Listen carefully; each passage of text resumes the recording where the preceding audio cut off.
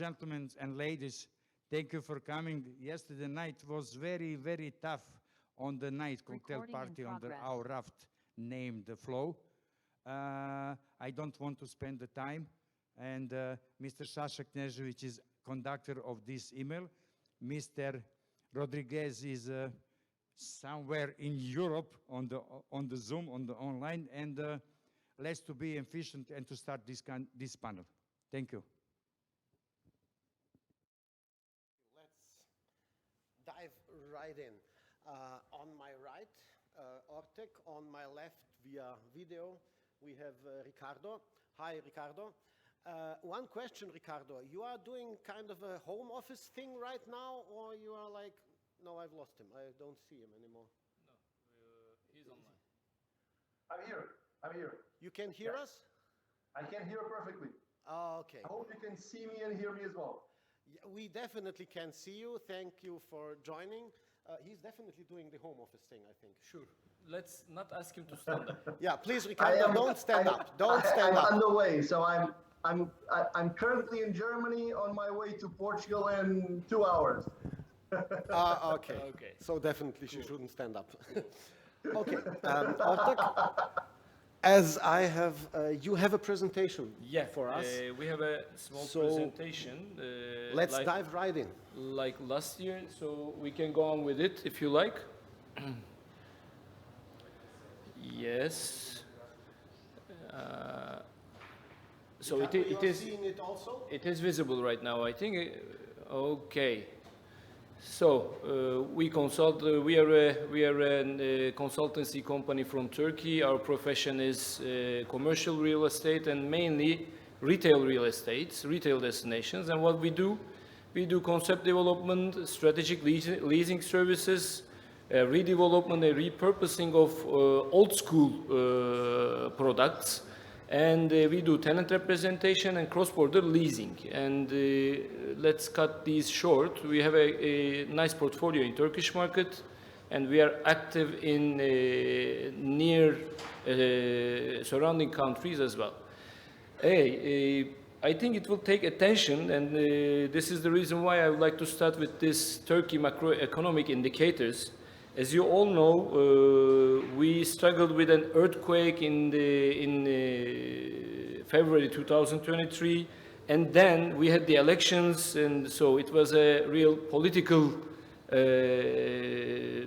period for us, let's say. And because of all of these developments, we are in the middle of a devaluation of TL process nowadays. TL lost around 30% against foreign currencies in the last 6 months. We are struggling, but anyhow, the elections are over, etc. So we are trying to get in a good shape, in a better shape from now on. I don't want to bother you with these figures, but you know, we are facing this high inflation rate. It's around 40–45%. Nowadays, it was much more worse, but together with the new government and the government has right now a powerful team of finance professionals, and we are in good faith. This is what we believe. And regarding the FX rates, you see at the bottom, I skip all of these. These are boring issues. And let's come to the retail market overview in Turkish market. As you see, we have more than 450 shopping centers, but we still have 22 cities where there is no shopping center alive. So there are still a gap to conduct the business, to let's say produce, construct some retail destinations as well. So the dense cities are Istanbul, Ankara, Izmir, Konya, but as I already told you, we have some still cities. We have cities missing retail destinations. And after these boring issues, we have a topic. We have branches reborn. In the past, the main focus for visitors was shopping, and mainly fashion-oriented shopping. But when we focus, when we come to today, the consumers are seeking for valuable moments, experiences, and because of this changing needs of the client, consumer profile, consumer market, we have changes in our some branches which we position in our shopping centers, and I mean we re-evaluate these branches actually, and this is the reason why I call it branches reborn. To start with, eat, it is gastronomy, as you can predict, and enjoy, it is entertainment, but all varieties of entertainment, and experience, it's the experience within the brands. Let's start with, So, please. sorry, one question. Please. Let's just for me to better understand, because so you're saying that after the Corona effect and all of this and so on, you have noticed a kind of shift in consumer behavior. Am I correct? Definitely. Correct. Okay. And you are now adapting, or is it something that, you know, came out of the market, or are you like proactively, how would you describe it?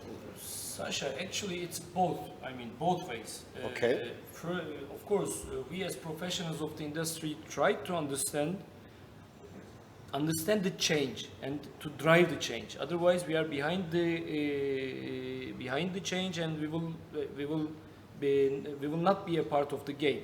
To be a part of the game, we understand how consumer behaviors change, what this COVID issue, how this COVID issue affected our everyday's life. You know, we haven't seen each other for a long time. I mean, we were online, but we were not touching, we were not laughing, we were not joking to each other, etc. So this need of the human being brought some other emotions. Being together, gathering, spending time, laughing, working together even. I mean, working from home, yes, it's an option, but as you see, I mean, all the office locations are full now. I mean, for Turkish market, I can give you an example that the most dense office locations are now facing the highest rental values when you compare it with past 10 years. That's quite interesting, because everybody was thinking home office, and now, I mean, only Ricardo is doing home office, as we see. We are here. He is. Ricardo, you can hear us? I can. Tell me, please, you don't mind that we just please skip, go.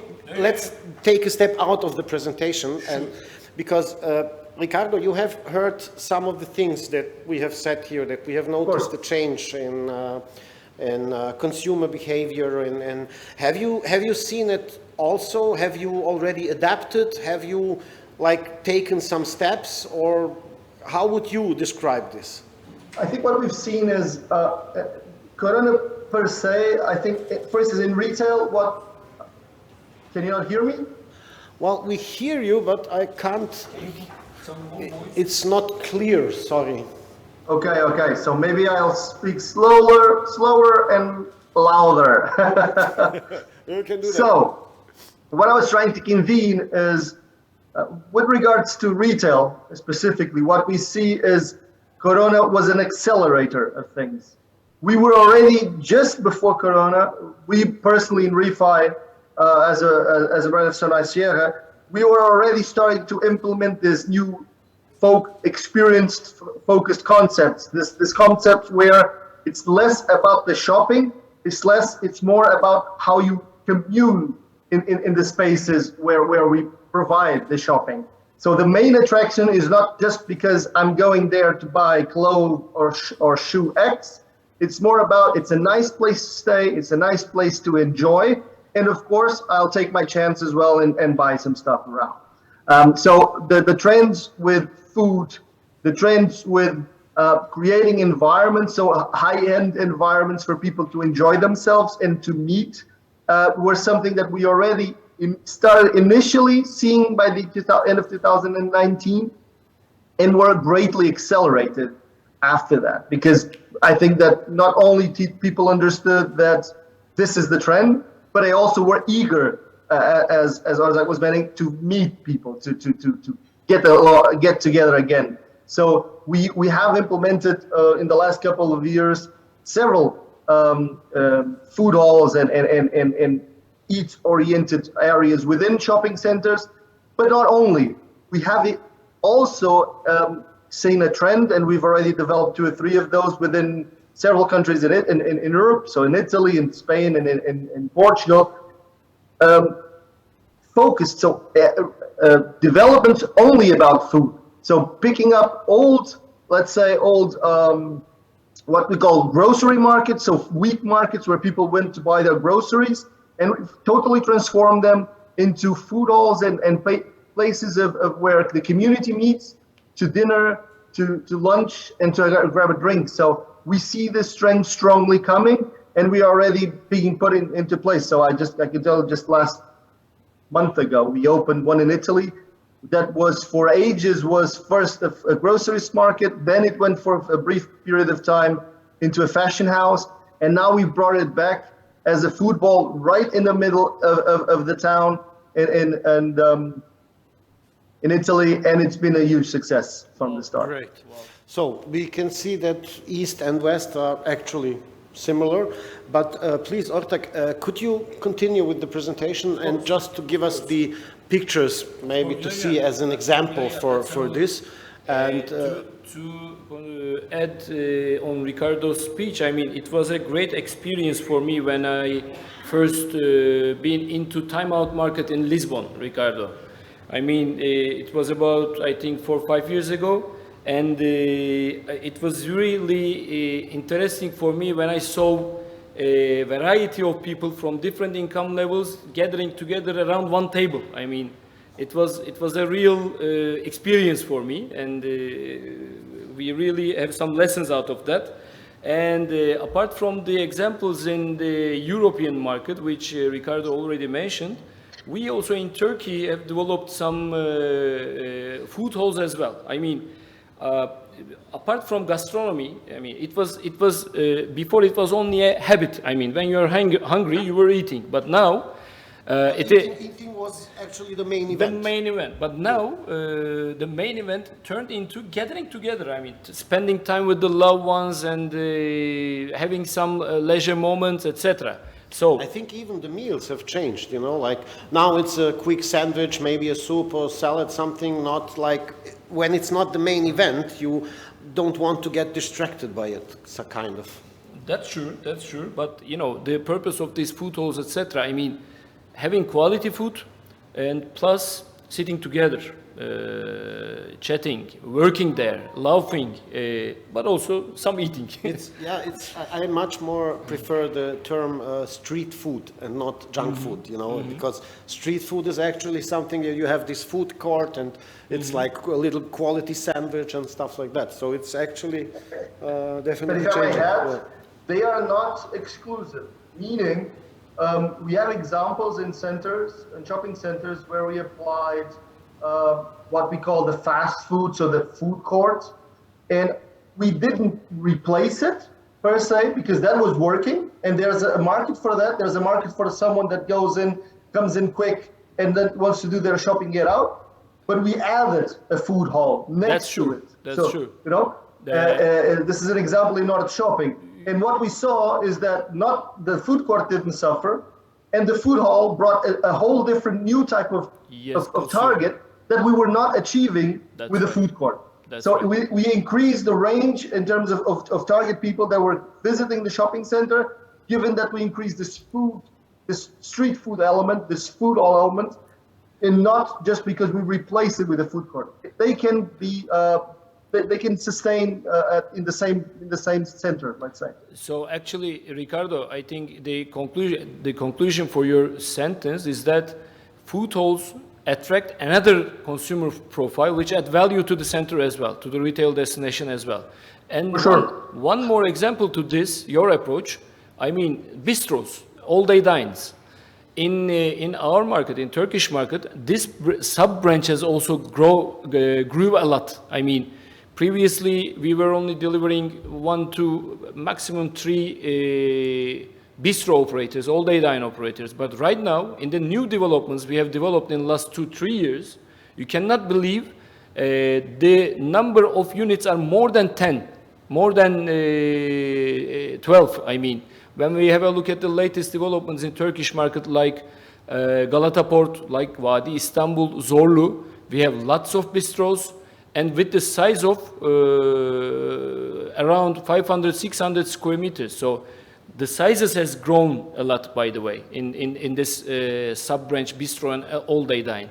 The turnovers grew, the rent that the landlord received from these operators grew as well. So this branch is one of the most interesting and important branches of the shopping center and shopping center investors. What I would like to know is, are there some figures, you know, like in former times it was like of the whole shopping center it was 10%, this, now it's, you know, are there some comparable? I think Ricardo would also contribute to this, but from Turkish market, I can tell you that the whole gastronomy branch was around 5 to 8% max. But for the last 5 years, we reserve around 18 to 25% of the area for gastronomy. So it's an enormous move, you know. I share the feeling. So it really depends in terms of, for instance, in Western Europe, southern countries already had a bigger share of food compared to more Central European countries. But what we've seen across the board right now is that we are raising that share. So we're talking about sometimes even 30% of the GLA with retail. That's, we think, more or less the maximum we can have, more in the southern countries. So until 20 to 30%, that's what we're talking about. But as I said, we have now assets, smaller assets, of course, that are 100% focused on food. And that works as well. Of course, that is a different type of investment. It's not a shopping center per se, but it also can work. So food has been a huge attractive. But when we talk about food, and I think this can also make a small help with the presentation is going, or where the presentation is going, these places and these food areas, they are not only about food anymore. These are not the places to eat only. Because you have to think, and this is something we take at REFI, take a very good deep thought on. We have places, we don't want these places to work only on lunchtime and on dinner time. These places need to work all day long. So these are places of co-working. These are places of events. These are places of experience sharing. So we want these places to be shared and used all day long. And this also depends on the region they are in. We have shopping centers, for instance, in retail areas that are near offices. So we set up these food areas thinking about that they will be used during the day for meetings. We have events like areas like this that are near schools. So we think that these will be used by kids during off periods to study. We have areas that are used to families. So we try to bring some entertainment areas within the food areas for families to enjoy. So this is no longer just about a food restaurant and to put as much food as you can. This is about thinking how the space can be used for all day long for our users, for our clients. Ricardo, one question from my side. I don't know SEE region as well as you. I mean, what I see, what I feel when I visit the shopping center in Balkan region, the Serbian region, etc., I don't feel that gastronomy branch is served as well as it is in your market, in Spanish, Portuguese, or Turkish market. So, do you see a gap in this region for the development of gastronomy branch in shopping centers? How do you feel? I feel that there's still some way to go, but I think that they're catching up quickly. We have an example. We have an example that we recently we didn't do the whole design of the place. We helped in some areas of Pristina Mall that opened. Yeah, that was what I'm going to ask actually. I mean, what's the size of gastronomy in the latest opening of yours, Pristina Mall? The size, I don't have the exact number, but more or less, it is a huge asset. There, the size, of course, goes down. We're talking about 120,000 GLA in total. So I think there it's going to be less than 10% or around 10%, I would say. One insight from one of our projects in our portfolio, it's a Limak Diamond project in the city center of Skopje. What we have done, Ricardo, we created a gastronomy street in front of the shopping center, and we put 8-9 valuable operators, I mean, around the size of 500-600 square meters. And everyone is asking, what the hell are you doing, guys? So is there a gap for this? And we feel that there is a huge gap in this gastronomy experience within the city. And I think with these kind of examples, we will, I mean, gastronomy will get into a good track in this region as well. This is how I feel. I think this is something that is second nature to us. We all are more open to this this feeling, the eating culture. That one of the things that we initially started about talking about this was the success worldwide of all these cooking television shows. So why all of a sudden we got, and this didn't start in 2020, this started in 2012, something like this, with all these cooking shows. Everyone was talking about this all over the world, from Australia to America. They're all starting to pop up, and with that came this culture that everyone is very aware and is very likes this show cooking, and that's something that has come here to stay. I don't think it will change. And as I said, it's from Australia from one bottom to the world to the other, to the United States. So it's encompassing. Everyone, I think this is something that is ingrained in everyone's culture. One way or the other, food is what brings people together. But not as the main event, you know, like it's more like something that's there, but the main thing that happens is this socializing, this working a little bit, and this, and food is exactly like kind of there, but not there somehow. It is not it's not the main event, but it's the excuse for people to get together. Yes, it's a break, let's say, break option for the daytime. What I can witness, because I'm from the construction industry, and we build also a lot of business offices.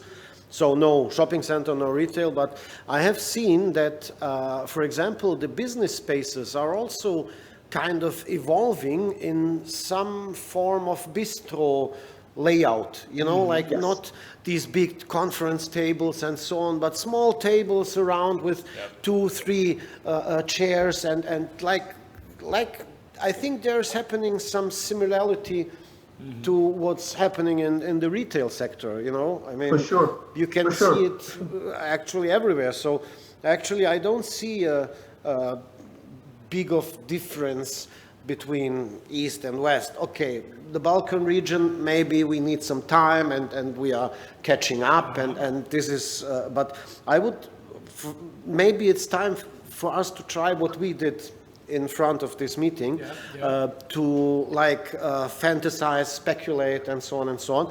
But what for me would be interesting would be not West and East, but past and future.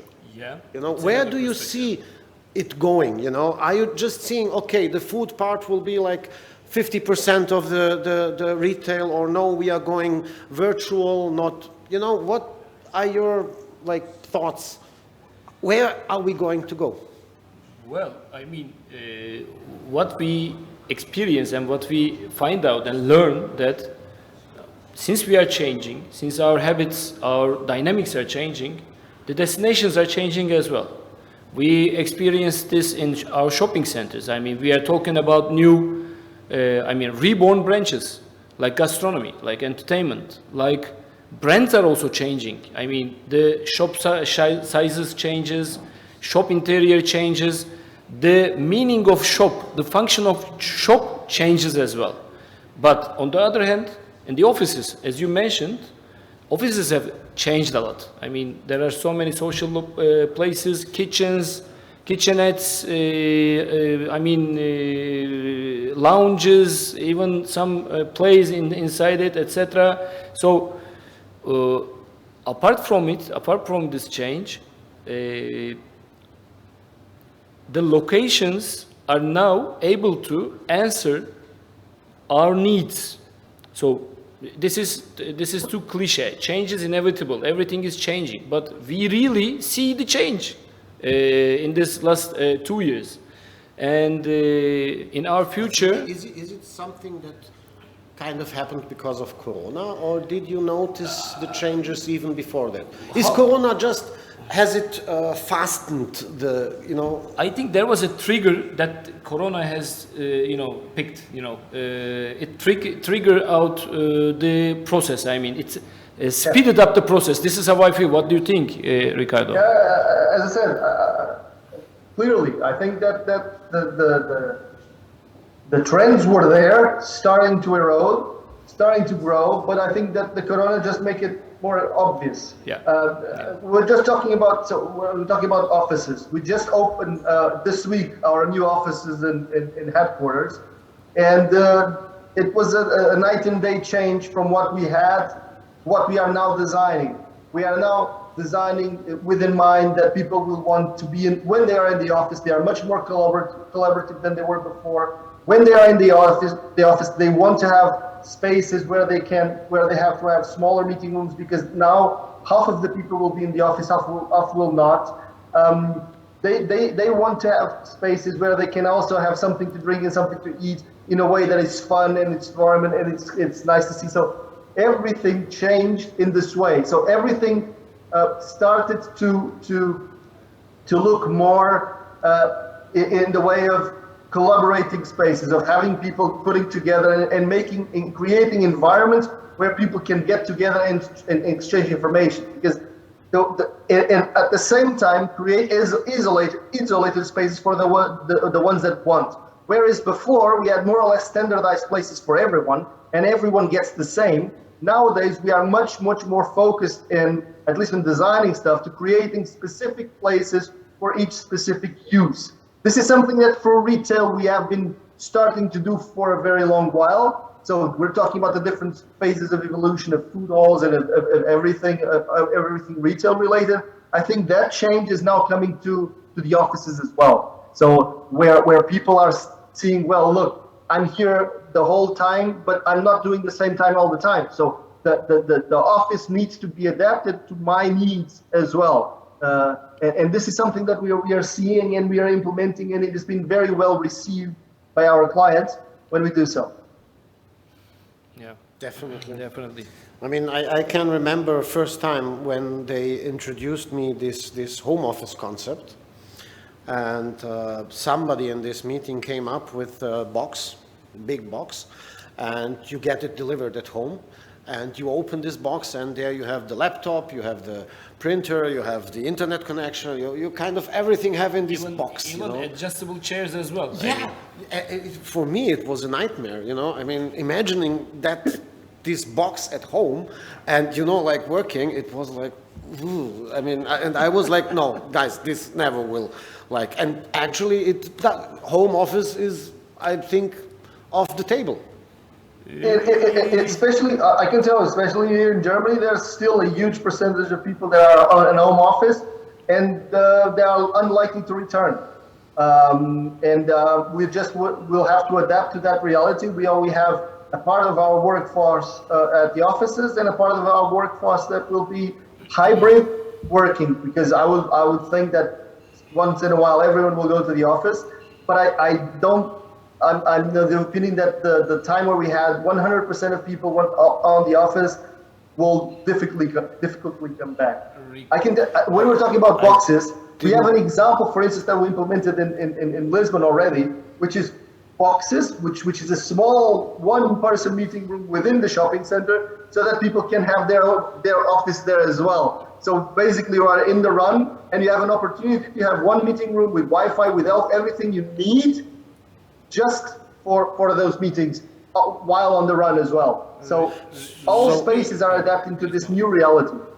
No, I didn't quite understand him perfectly. Oh, sorry. So you are saying that home office as a concept will still be around, or maybe fewer than now, or? Yes. I think that we will hardly come back to the times where 100% of the people would be in the office. I think that for one reason or another, especially for the younger generation, we are seeing that this is something that they value a lot, is the flexibility of having 1 or 2 days at home. It doesn't mean that will be every time, all the time, everyone in a home office, but it will be for sure in a hybrid situation. And what we're seeing is that not only are offices and companies adapting, but also other spaces are adapting. And I was just sharing the example that we have in our shopping center in Colombo, in Lisbon, where we started to introduce just these capsules where one person can go there, have their meeting, where we have all the facilities needed, Wi-Fi, all the connection needed to do their meetings, and then go out and still enjoy their time. But Ortek, don't you think? Ricardo, sorry to interrupt you, but I just told him that fantastic idea to put that capsules in the common area of a shopping center. I mean, very nice idea. I take it from you, okay? I'm happy to go to Lisbon with you and show you them working. Sure. These are all dealt with by an app. No need to anyone to deal with it. So it will an app. You book your time in an app. You go in, you have your meetings, you have your office time if you need 1, 2 hours. This is like Chinese or Japanese airports, I mean. 2-hour naps in the airport. Have you ever slept in this Japanese hotel? I have never done that. No. I would never do that. One more addition to what Ricardo mentioned, and in our market, Ricardo, we experienced that coffee shops turned into offices. The nearest coffee shop to the colleague becomes the, let's say, office area for that territory, you know.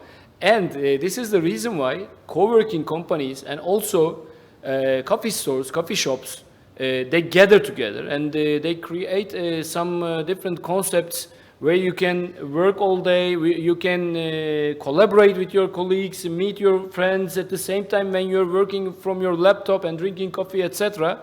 That sub-branch has also grown a lot in the market. For sure. In the market. I think it's reasonable to say that, for example, home office, it's as the words say, okay, I'm at home, I'm alone, I'm working alone, and so on and so on. No, it's not but actually, it's not a human habit, you know, we want to be together. And for me, this concept of these coffee shops and bistros where we can work and so on sounds much more convenient, yeah, but like more for but the that future. is home office as well, because you are not in the office.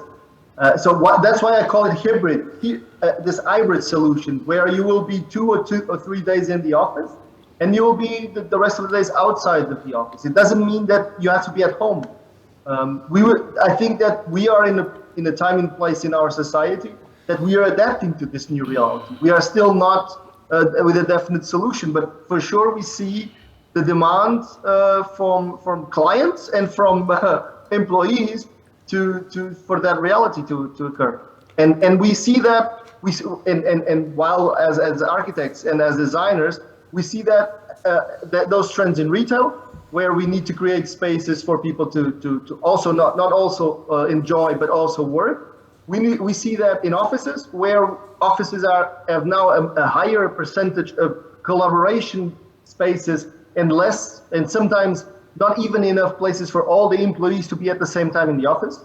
And we see that even when designing homes, where more and more we are having to be conscious about the fact that we will have to have some space where people will have their own office.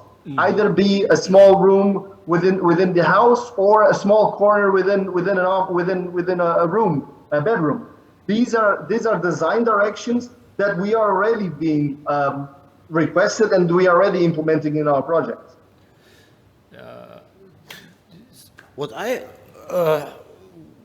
Did we finish your presentation, by the way? We have some more slides. You have also, I see some of these bistro examples and office examples. Apart from gastronomy, if you let me, I would like to ask, I would like to get back to retail destinations and ask Ricardo a question, because this is the thing that I wonder a lot. I know our market and some Balkan region, but the majority of the Europe, Ricardo knows it better than me. What about entertainment, Ricardo? How did entertainment evolve in your projects, and what's your foresight regarding this? Well, in Europe, completely entertainment center rented spaces, they have been up and down. But one feature that we've seen that is very important for these areas is to conjugate entertainment within the areas, not to have a specific area of entertainment, but them being part of the areas. For instance, most of our food areas have a space which is dedicated for shows. For instance, for a cooking event, for a signing event, for a DJ, So it is within the food court, you mean? Within the food court. Wow. Within the food court. Wow. Where those areas, when they are not being used as entertainment, they are seating areas, but they can be used as an event area for activating the shopping center. So they are not specifically, let's say, a shop, but they are something that the center uses as activation for the whole attractability of the area. This has been very, very, very, very successful. I see that you crossed their playgrounds. Just a slide. You know the reason why I crossed it. Tell me. Ricardo, it was previously about, as it's written there, I mean, small scale locations with some children playground, babies, soft play areas, etc. But now it turned into, let's say, from the age of 3 to age of 40, 50. With the addition of these trampoline parks, these AI VR studios, I mean, additional teenager games, not adult games, but teenager games, etc. Sorry for that. I know them well. No, it's something else. Leave it. I mean, it changed a lot. You know what we are facing in our market, in Turkish market? There is an example for 11,000 square meters of a entertainment zone, combining everything inside. I mean, this rope course, bowling, AI studio to trampoline park. And Ricardo, you cannot believe the frequency it generated, the turnover it generated, the rental income it generated, plus the loyalty of the families it developed. So we learned a lot from that. And right now, in the new developments and in the, let's say, repurposed or refurbished projects in the market, we are really focusing on enlarging and differentiating the concept of entertainment within the shopping center. I mean, this is what we carry a lot in the market. And, you know, apart from these entertainment zones, what we call as entertainment is, for example, museums, sport clubs, plus cultural areas like performance halls, concert areas, etc. And for example, the latest development is Galata Port, and Galata Port has 2 large-size national museums inside. Sculpture Museum, National Sculpture Museum, and Istanbul Modern. It is within the shopping center, within the shopping destination. So it adds great value. Plus 10 million visitors, it adds to the location, it adds to the destination. It's a great plus. And it would be very interesting to see, honestly. In terms of Europe, Western Europe, the experience was a bit different. We did that in the beginning, but the experience was not so positive. So I said, but maybe that there's something that we can something that turned around. But at the beginning, these dedicated spaces, we saw them that when they lose the novelty factor, that they were struggling a bit, and that's why we introduced them into areas and introduced them only as a novelty factor, and we try to rotate to have these news, because the dedicated spaces for entertainment, when they have a problem, and this is something that I share with you, and maybe you already have thought about it, they tend a problem to be still. When they lose the novelty factor, then we have a problem that we keep attracting the same type of customer. That's why we started to integrate them into areas that need activation, and then we don't have we don't have let's say a permanent area for that, well, we just keep iterating. Areas like fly zone, which I saw say here, etc. Those have been in more, let's say, here at least in Europe, in less, let's say, prime locations where they have been having good experience. One interesting example from my side, Sasha, this max level location is positioned in a shopping center in Ankara called Next Level. And you know, for the past years, it was a suffering shopping center, close to nearly 90% vacancy. But after positioning, after developing this max level concept in around 8,000 square meters, it acted like a revitalization pill for the shopping center. So then the frequency increased. I mean, we were able to put in some fashion brands, gastronomy offerings, etc. So we understood how important this entertainment word for the shopping center. No, but there I agree with you. I agree with you.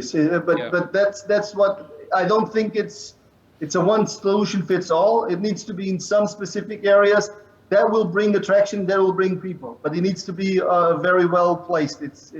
I don't think that a huge, or I have at least in Central Europe, Eastern Europe, when we put such a big entertainment place in a prime location, it tends to struggle because there's a lot of other higher income locations that we can get. Sure. So I think these are good solutions for some specific types of assets, for sure. Yeah. So we covered food, we covered let's say socializing. Anything else? Up to now, it's good. Okay. Let's continue. But you have one more topic, yes? I have one more topic regarding how brands are changing. I mean, not the retail destinations, but brands. I mean, it's a hot topic as well, but as a conclusion, we can tell that brands are right now focusing on experiences and creating loyalty to their brands. I mean, it's not, from now on, it's not important how many stores you have, but do you have functional stores? I mean, proposing services from all varieties within the store. This is important. Or let's say, is the brand completed its upside development with omnichannel? So these are the new aspects for the brands. This is how I feel, how we experience. And I mean, in order to give some examples, I mean, we have some interesting examples from European market and Turkish market as well. For example, the thing which took our attention, Levi's. Levi's in plenty of the stores, they are doing tailor-made clothes. Levi's is doing this. And Levi's is doing tailor-made, like... Yes. I mean, fit-to-measure service they are giving. This service in some of the stores in Europe. Primark, even though it's a mainstream fashion brand, they have a new brand called Wornwell, and they are selling second-hand vintage clothes. So these are all outside the box, out of the box developments. Do you agree, Ricardo? Yeah, sure, for sure. And but I think I think we have 2 points. Here is brands rethinking themselves and being creative the way of doing. But then there's the points of the bigger brands have two types of focus. One is having a big showroom, basically a place where people go and see their wares and understand what the brand is about, and they create a big showroom and they're focusing on prime locations. But what brands also understand is regarding omnichannel and the facility and the advantage that they have, that they need to have shops in very, very strategic points, because shops do not operate only as selling points, but they also operate in support to the logistics of the other channels that they have. And so not for delivery and for returns. They are inner city warehouses for the brands. So shops became functioning as inner city warehouses. So it is exactly. It is again an additional. So we have. I can give you an example. We have a huge shop in in Lisbon, in Porto in this case, where not only is a huge shop in a huge showroom, but it has a gigantic robot that people can use to pick up their offers that they did online. So, and they return the clothes as well that they bought online. So as I said, it's no longer just about just being the shop to sell, but also the shop to serve their customers. And that's how they're using it, and that's how they're thinking the future is big shops to show and some shops to support also their businesses. And we as faces for retailers, we need to adapt and we need to create spaces that they want to be in. Ricardo, right bottom picture is from Boyner. Boyner is the department store of Turkey. And you know what they have developed in the last 1 year? This Boyner now, you pick up it, you buy it, or let's say you order it from the app, and they deliver it to you in 2 hours time. And they have a giant crew of motorbikes, the scooters, like Eat, Zalando, etc. They deliver it to you in 2 hours, and you wear it at home. You experience it. You buy what you want, and the motorbike guy takes the ones that you don't buy back to store. So, these Turkish brands have some.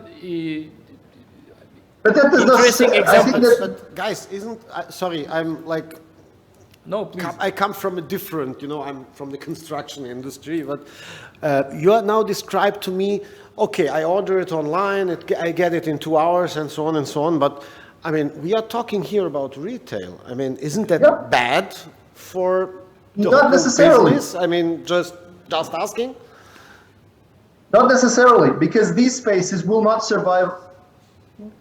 We have several examples of online native brands. So they were just created online. They didn't only exist online. They developed their business. They were very successful online, and they started looking for retail spaces, because we don't live online only. We live in the real world as well, and they understand that their customers they also need physical spaces, and those physical spaces help them show their wares and help them also facilitate the proximity factor of the wares. There are very well-known studies that the volume of sales of online brands is bigger when anchored to a retail shop. So they will need always retail shops. So we don't either need to live in a world where we say it's only retail or only online. This omni-channel world will live, and we have to adapt to it. It's a combination. Just a great example. On the left up picture, it's Sneaks Up, a Turkish sneaker concept.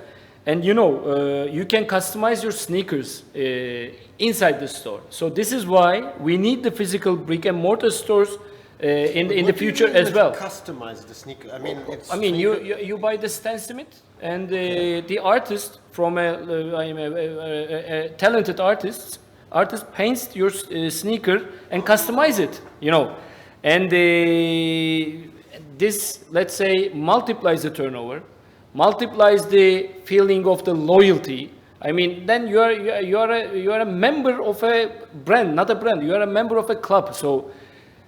Everything. To summarize it up, I don't know, Ricardo, if you join me, but everything is mixed up right now, and I think we will all together cook the best meal from this mixture of ingredients. What do you think? It's not about being mixed, in my opinion. It's more about we are looking here. The only way that we exist, and the reason why we exist, is to serve a client. Is to make sure that we have an happy client and that we serve their needs. And their needs nowadays is not as simple as they want to come in the shop, buy a thing, and get out. So there was unfortunately, I don't remember a name of the speaker. There's a conference where I was. They talked about the difference that previously shopping centers were fulfillment centers. People will go there. They know what they want, they go there, they pick it up, they pay and get out. And that's why we were measuring things about how many people were getting in and getting out of the shopping centers. Now we're talking about experience centers. People will go in and have something and take something out of it. And that's why more and more the dwell time is a very important measure of shopping centers, to understand how much do people enjoy staying in my place. So because that will return in revenue. And that also means that people expect us to be integrated with the online world. Because more and more people will have experiences online with the brands, and when they come to us, they don't want to feel that this is a completely different experience. They want to have this integration, so we cannot ignore it. We just need to understand how we can make all these feelings better. Even when we're talking about shopping centers, and I just gave you an example of the app that you can buy for your meeting room area. We have apps where you can log in and say, I want a special place in the shopping center because I want to park near an entrance. And they have an app where you can book that space, and a special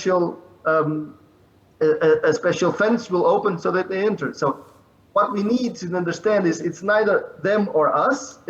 We need to look at the client. We need to look at how the client wants to experience it, and we want to create an experience that faces that expectation. And so that's why my basic answer is this: is not against us. We need to work with them to give the best experience possible to the clients. And with that, in everything, in the way that we design things and experiences, the way that we design our shoppings, and the way that we design our offices. So, if I understand you both correctly, you're not afraid of the future. You are not thinking that maybe all this, we have talked about online, we have, like virtual and so on and so on. Yeah. So there is no fear that, I don't know, people are staying home, doing everything online in the virtual shopping center and are not going to get in the... Let me give you a good example of that. If it was only physical, probably today I wouldn't be present, because unfortunately my life wouldn't allow me to be there today. And due to the fact that we can live in this omni-channel world, I can be present today speaking to you and sharing my experiences. But if you give me the chance, I would be there. If I had the opportunity, and that's what I had promised at the beginning, is that I would be there sitting, because the experience that I personally would have had would be much more enlarged sitting next to you. But unfortunately, I couldn't. And this way, I still could participate and give and share my experience and hear from you, even though I'm not present. And so this is one of the tools that we can say. It will not be something that it will be either off. It will be something that allow you to create more. Well, we would also love you to be here, because the two of us are going for a beer afterwards. I don't know if you... I'll be missing that for sure. That's a pity. We will send a picture, no worries. Yeah, we will send you a picture, yes. Please do, please do. Okay, guys, we still have a little bit time. I don't know if it's customary for questions to be asked, or actually I don't actually if there are know any questions, how yeah, if there are questions, feel free. On the other hand, I don't know how much time exactly do we have. I think it's 1 hour, yes? 5 minutes we have. 5 minutes we have left. Okay, thank you. So let's make the best of those 5 minutes. Final conclusions. Who wants to start? 2 sentences from my side. What we were saying about 2-3 years ago, we are developing real estate, we are developing destinations. But now what we are developing as a retail consultant, as a retail professional, we are developing better feelings.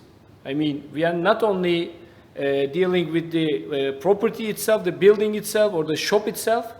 In addition to that, we have to focus on all omni-channel issues, plus the feeling of the consumers. We have to control, we have to understand them as well, and we have to unify all these together. I mean, our job is getting tougher, but getting, let's say, more excited and more fun. This is how I feel.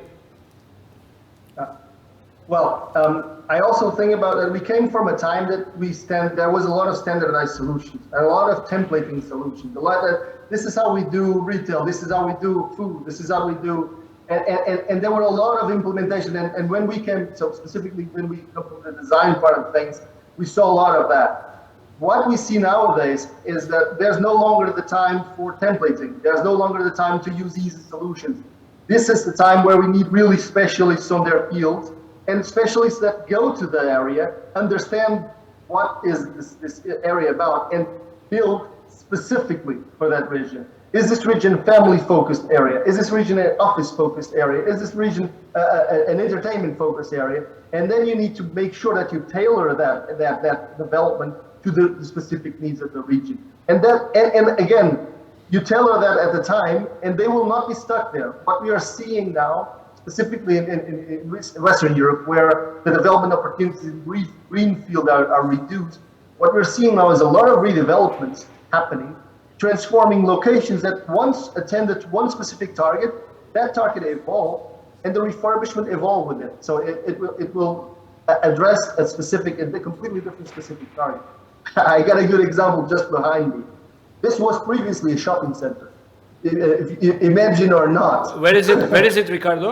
This is in Lisbon. In this Lisbon? one is in Lisbon. Ah. This was previously a small shopping center with an office tower, and it is currently in development to be a residential building.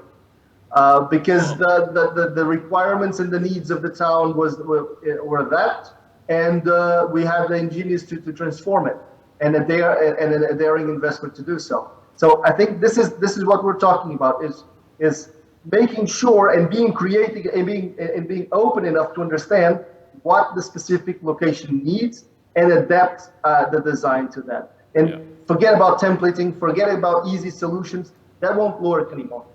Yeah. Yeah. I agree. Easy solutions definitely Don't work.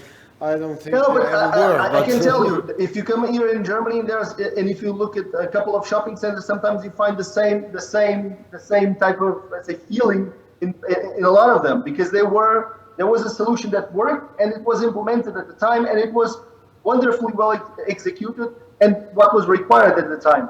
The times are different nowadays, and we need to adapt to that reality.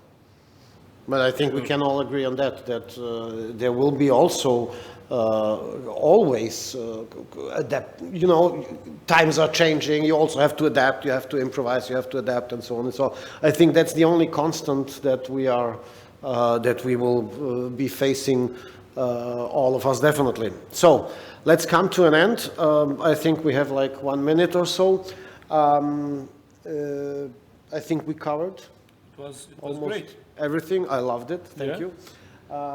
Ricardo, thank you for joining. As I understand correctly, you are now traveling to Spain in about 1.5 hours. Portugal in 1 hour. From Germany to Portugal? From Germany to Portugal. All the best then. All the best. Have Thank a you very nice much for your invite. flight. I'm always happy to participate. The 3rd year in a row for me. Looking forward for being present next year. Yeah, I hope so. Yeah, I hope so. So you definitely have to leave the idea of home office. You know, I mean, it's. Next year we want you here. Yeah, we want Ricardo. to see. Yeah, we want to see you here, definitely. I'm rarely home. I bet you he's sitting in boxer shorts and not with. I'm definitely betting on it. So don't embarrass him. Definitely. So, not, guys, definitely not. thank you very Thanks a much. lot. It was a pleasure for me. Pleasure. Me too. And let us go for a beer. Let's go. Yeah. It's a pleasure. Thank you very much. Bye-bye.